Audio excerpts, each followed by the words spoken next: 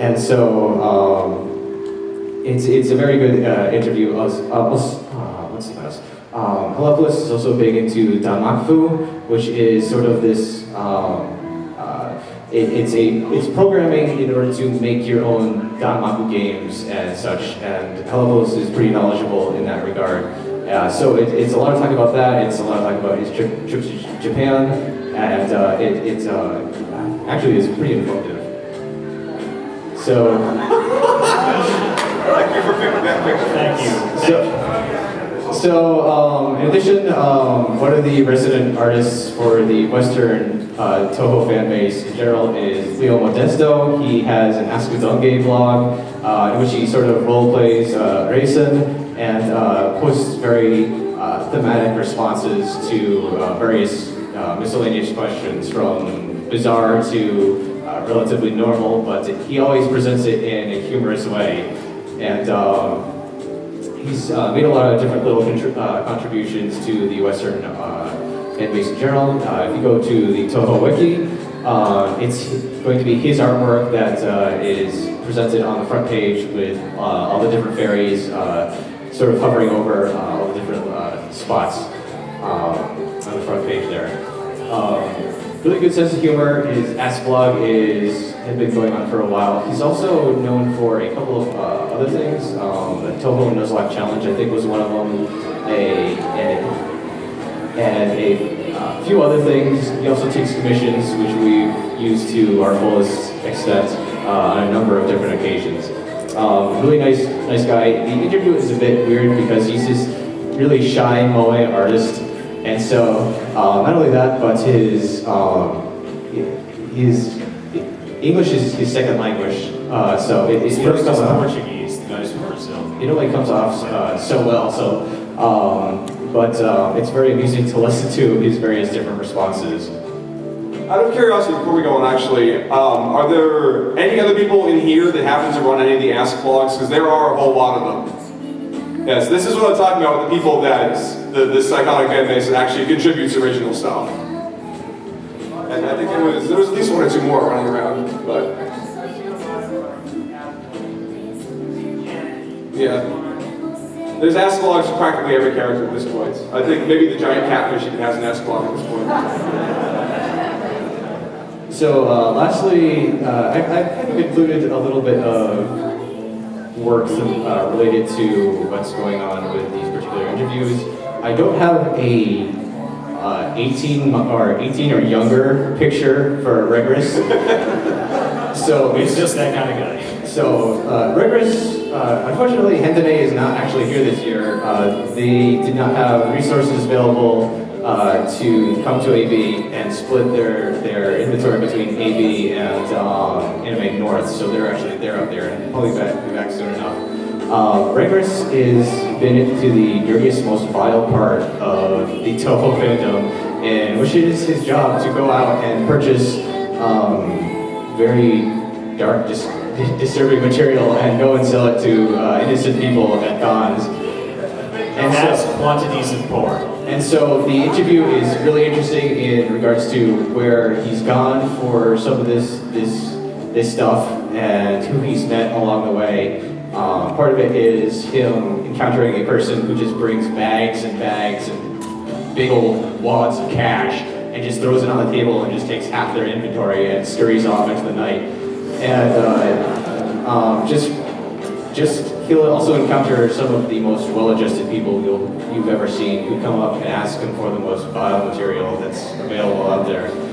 So I'd rather not post what he deals with, but he's very experienced in what he's done and all the different cons and stuff he's ventured to, and some of the Toho-related material that he's drug up out of the depths of the fandom. And so this is, again, Toho Tuesday, 8 to 10 p.m. Eastern Standard Time.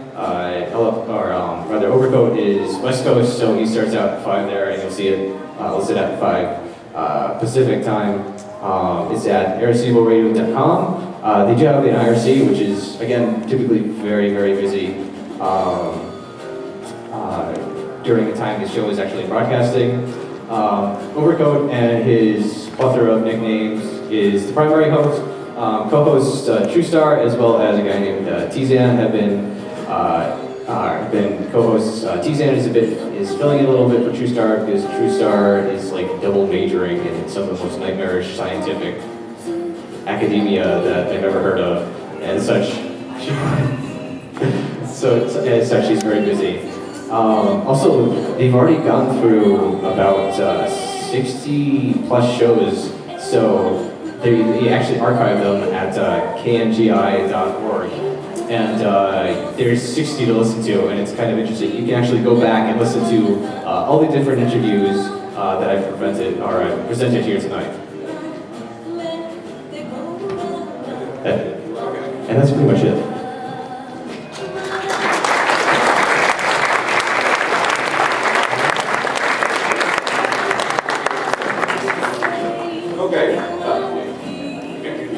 Alright, so in addition to gobs and gobs and gods of music and smut apparently, the one thing that completely blows my mind, this may be my favorite part of the fandom, is the sheer amount of quality fan games that will be produced for the series.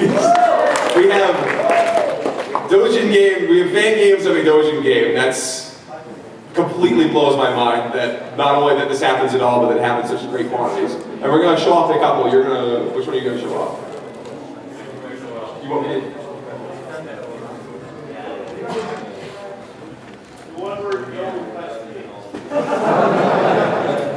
Wait, what? Did you know the game?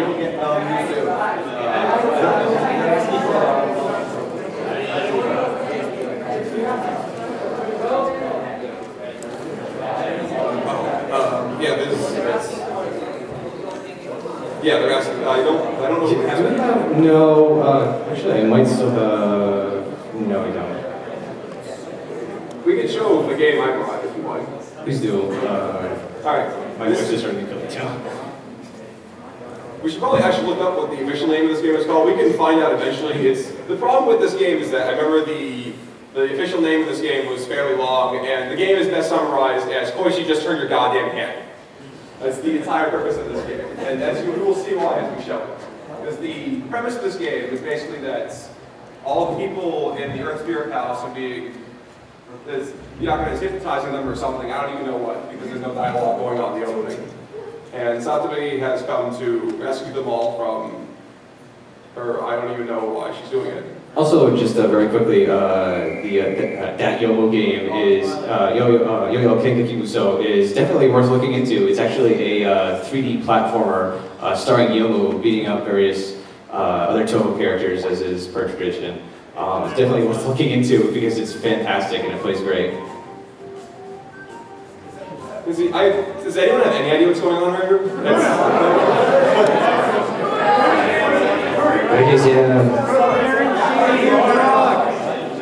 They're being converted to Buddhism. Yeah. Now the problem with that is that no one can resist free presence.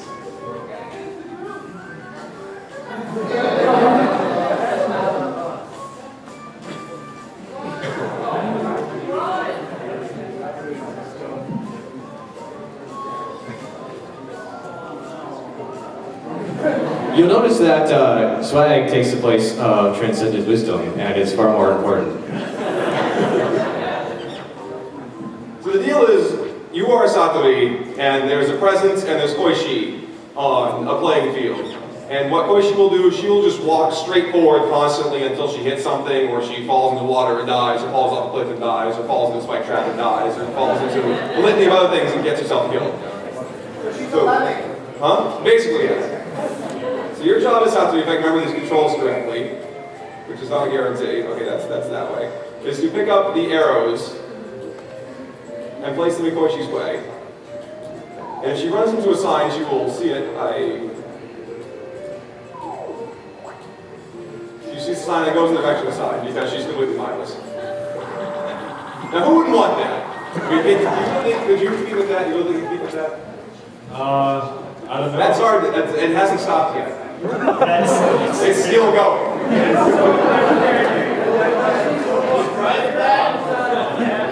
I never actually let this run this long. I figured it would stop by now. But so this, it seems simple enough, but I've only gotten this far. And there's gobs of levels after this. It gets pretty tricky. Let me find one. And the reason it's called Koichi Destroy Your Goddamn Head is because there's one particular level where she starts right next to the box. Like she's facing the wrong way. You have to guide her around a giant loop to get her where you need to go instead of just going, there it is, and being done. I think the main difficulty of this game actually is not from the puzzle aspect, but from the fact that it's diametric like this, and you have to remember that up is actually up and left is actually down and left, and stuff like that. No. How does that story look with that, with the tiny arms? I don't know. Yokai Super Strike. Okay. Oh.